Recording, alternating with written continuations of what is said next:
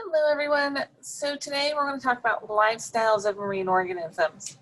So when it comes to our marine life and our animals, we can group them into three broad categories based on how they live. So we're going to look at the plankton, the nekton, and the benthos.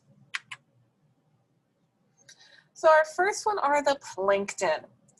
Plankton generally tend to live closer to the surface. Now this diagram here is not to scale.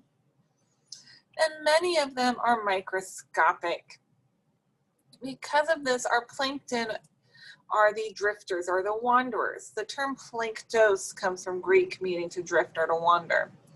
And so these animals are going to be pushed about by winds and currents. While some might swim a little bit, like our little bitty larval fish here, they're not a very strong swimmer. Winds and currents want to push them much more than they're actually capable of swimming themselves.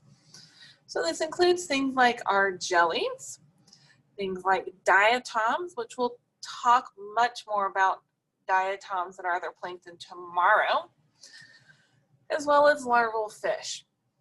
And then within our plankton, we do have a special group called the neuston. And this refers to plankton that live on the surface, such as the Portuguese man-o-war. So if we go back to this diagram, here's a man-o-war. It's floating on the surface. These are also very commonly found washed up on Texas beaches.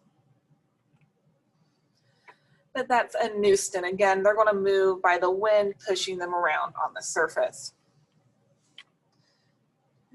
Here is a video for you to watch. If you found the link to this notes, you have the link to this video. We're going to go ahead and skip past it. Come on. There we go. Next, our next lifestyle are the nekton.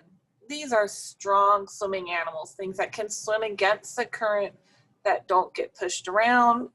This is going to include our fish, things like whales, sharks, turtles, squid.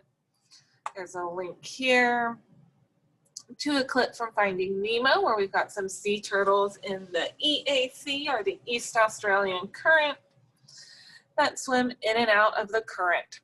They're strong enough to swim through it.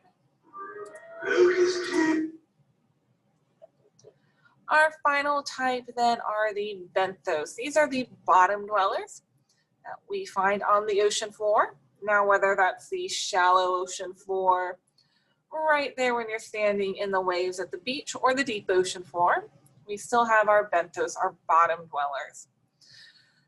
Our bottom dwellers can be divided into two categories. Those that live on the bottom, such as that sea spider, we've got some different sea stars, things like crabs and lobsters, some of the snails. Those live on the ocean floor. A skillet fish or flounder, they live on the ocean floor. We call them the epifauna. Then there are the infauna, is our second group of benthos. The infauna live in the seafloor. Things like clams that dig their way into the sand, worms that can dig their way into the mud, would all be types of infauna. When it comes to our benthos, two subcategories: epifauna on the surface, infauna are going to be in the sand.